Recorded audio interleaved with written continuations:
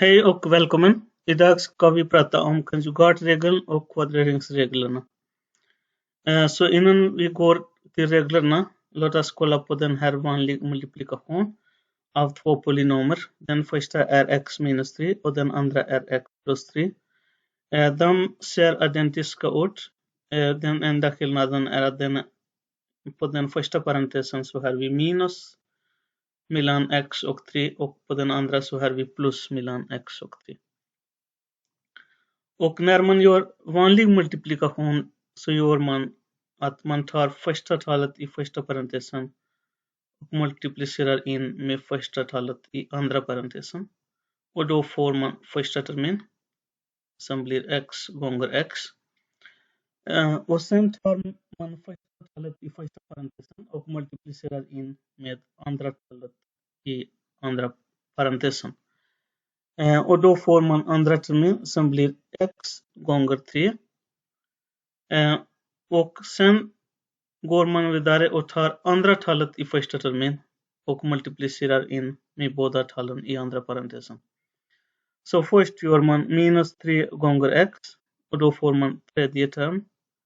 Och sen minus 3 gånger 3 och då får man fjärde term.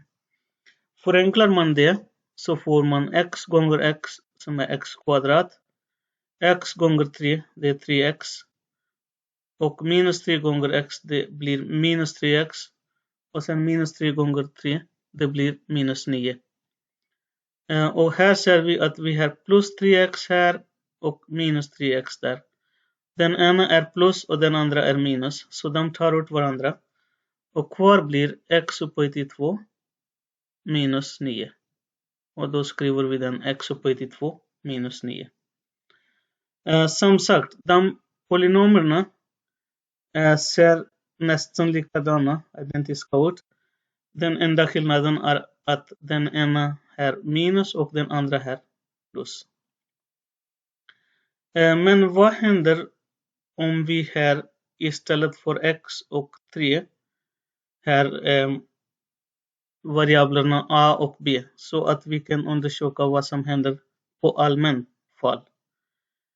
Så vi gör så att vi tar a plus b. A och b är variabler. Och sen a minus b. Så den har samma struktur. Den ena är plus och den andra är minus. Så a plus b och sen a minus b. Och då ser vi att vi multiplicerar på samma sätt så blir a gånger a som är a upphöjt till 2. Och sen a gånger minus b. Det blir minus ab. Och sen b gånger a. Det blir ab. Och sen b gånger minus b. Det blir minus b upphöjt till 2. Det är minus. Och då kan vi se att minus ab och plus ab. De tar ut varandra. Den ena är minus och den andra är plus.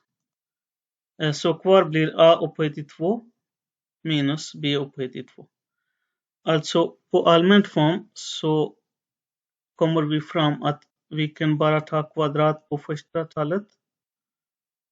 A upphöjt till 2 minus kvadrat på andra talet som är b upphöjt till 2.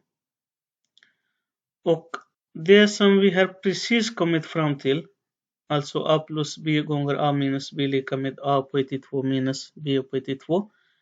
Den kallas för konjugatregeln och enligt den regeln blir x plus 3 gånger x minus 3 som första talet i kvadrat, alltså x i kvadrat, minus andra talet i kvadrat, alltså minus 3 upphöjt till 2, som blir 9.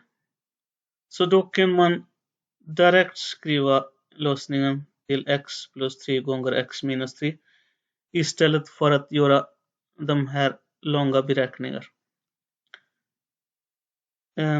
Så det är den som är konjugatregeln. Om vi kollar på några andra uppgifter, liknande uppgifter, så kan vi till exempel skriva lösningen till x minus 5 gånger x plus 5 som första talet i kvadrat, alltså x i kvadrat, minus andra talet i kvadrat som är minus 5 i kvadrat. Så då skriver vi lösningen som x i kvadrat minus 25. Alltså 5 i kvadrat det är 25. Om vi har x minus 9 gånger x plus 9. Det ska bli x i kvadrat minus 9 i kvadrat. Som blir x i kvadrat minus 81. Alltså 9 upphöjt till 2. Det är 81. Och om vi har 3x plus 1 gånger 3x minus 1. Då tar vi första talet i kvadrat. Och då är den hela. Alltså 3x tillsammans. Som ska kvadreras. Minus 1 i kvadrat. Och 3 i kvadrat det är ju 9. Och x i kvadrat där. Minus 1 i kvadrat det är fortfarande 1. Så svaret blir 9x i kvadrat minus 1. Så då ser vi att vi kan använda konjugatregeln och skriva lösning på sådana här uttryck direkt. Genom att kvadrera första talet minus kvadrera andra talet. Nu går vi och diskuterar lite om kvadreringsreglerna. Om man kollar på konjugatregeln så har man en gång plus och en gång minus mellan talen. Men när man pratar om kvadreringsreglerna då har man plus i båda fall i första kvadreringsregeln. Och minus, vi ska diskutera fallet med minus i båda vid andra kvadreringsregeln. Men vad händer om vi har a plus 3 gånger a plus 3? Alltså samma tal gångras med sig själv. Samma term gångras med sig själv en gång till. Och då gör man multiplikation på samma sätt. A gånger a det är a i kvadrat. Plus 3 gånger a det blir 3a. Och sen 3 gånger a det blir 3a också. Och sen 3 gånger 3. Så då får man svaret a i kvadrat plus 6a. Alltså 3a plus 3a. Det blir 6a. Plus 3 i kvadrat som är 9. Och om man har a plus 5 gånger a minus 5. Då blir svaret a i kvadrat plus 10a plus 25. Men vad händer om vi har allmänna, alltså tal, variabler a och b? Så om vi ersätter 3 med b, vad får vi? A plus b gånger a plus b. Då ser vi att a gånger a, det blir a i kvadrat. Och sen a gånger b, det blir ab. Och sen b gånger a, den också blir ab. Man kan skriva ab eller ba. Och sen b gånger b, det blir b kvadrat. Så ab plus ab, det blir 2ab. Så vi kan skriva uttrycket som a i kvadrat plus 2i ab plus b i kvadrat. Och det som vi har precis kommit fram till, den kallas för första kvadreringsregeln. Alltså a plus b upphöjt till 2 är lika med a i kvadrat plus 2ab plus b i kvadrat. Alltså man ska ta kvadrat på första talet, alltså a i kvadrat, plus 2 gånger första talet gånger andra talet, alltså 2ab, plus kvadrat på andra talet som är b i kvadrat. Och det är den som är första kvadreringsregeln. Och nu kan vi tillämpa denna regel för att få a plus 3 upphöjt till 2 som kvadrat på första talet, alltså a i kvadrat, plus 2 gånger a gånger 3. Så 2 gånger 3 blir 6, så det blir 6a. Plus 3 i kvadrat som blir 9. Och om vi tillämpar den på a plus 5 upphöjt till 2, då ska vi få kvadrat på första talet, alltså a i kvadrat, plus 2 gånger a gånger 5. Som blir 2 gånger 5, det blir 10. Gånger a, det blir 10a. Och sen 5 i kvadrat, som är 25. Och då kan vi se att vi kan tillämpa första kvadreringsregeln för att låsa ut de här multiplikationerna. Och då behöver vi inte gå den här långa vägen för att göra vanliga multiplikationer. Utan vi kan bara utnyttja första kvadreringsregeln och skriva svaret så här. Nu tar vi en till fall för vanlig multiplikation där vi har minus mellan talen. Alltså vi har a minus 3 inom parentesen gånger a minus 3. Alltså båda parenteser har minus istället för plus som var på första kvadreringsregeln. Så vad händer om det är minus där? Vi gör vanlig multiplikation. Vi tar första talet a och multiplicerar in i båda talen i andra parentesen. Så a gånger a, det blir a i kvadrat. A gånger minus 3, det blir minus 3a. Och sen minus 3 gånger a, det blir också minus 3a. Och sen minus gånger minus 3 gånger minus 3. Minus gånger minus, det blir plus. Och 3 gånger 3, det blir 3 upphöjt till 2. Och den kan vi förenkla och skriva som a i kvadrat minus 6a. Alltså minus 3a minus 3a, det blir 6a. Plus 3 upphöjt till 2 som blir 9. Så då blir svaret a i kvadrat minus 6a plus 9. Om vi tar ett annat exempel där vi har a minus 5 gånger a minus 5. Då gör vi samma sak. A gånger a, det blir a kvadrat. Minus 5 gånger a, det blir minus 5a. Och sen minus 5 gånger a, det blir minus 5a. Och sen minus 5 gånger minus 5. Och minus gånger minus, det blir plus. Och 5 gånger 5, det är 5 i kvadrat. Så då kan vi förenkla och skriva den som a i kvadrat minus 10a plus 25. Minus 5a, det blir minus 10a. Men om vi nu undersöker om vad som händer på allmänt fall där vi har första talet som a och andra talet som b. Och a och b kan vara variabler eller konstanta. Så a minus b gånger a minus b, då ser vi att det blir a gånger a som är a i kvadrat. A gånger minus b, det blir minus ab. Och sen minus b gånger a, den också blir minus ab. Och sen minus b gånger minus b, det blir plus b upphöjt till 2. Och den kan vi förenkla och skriva som a i kvadrat minus 2ab plus b i kvadrat.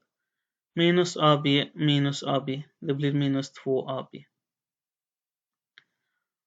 Och den som vi har kommit fram nu kallas för andra kvadreringsregeln. Och nu med hjälp av denna kvadreringsregel kan vi skriva lösningen till a minus 3 i kvadrat som första talet i kvadrat, alltså a i kvadrat, minus 2 gånger a gånger 3 som blir minus 6a plus 3 i kvadrat som blir 9. Och om vi har a minus 5 i kvadrat så ska den bli som första talet i kvadrat, alltså a i kvadrat, minus 2 gånger 5 gånger a, det blir minus 10a, plus andra talet i kvadrat, alltså 5 i kvadrat som blir 25. Så skillnaden mellan första kvadreringsregeln och andra kvadreringsregeln är att vi har plus där, alltså mellan A och B. Och vi får plus här, plus 2ab. Alltså A i kvadrat plus 2ab plus B i kvadrat. Men i andra kvadreringsregeln så har vi minus däremellan. Alltså A minus B upphöjt till 2.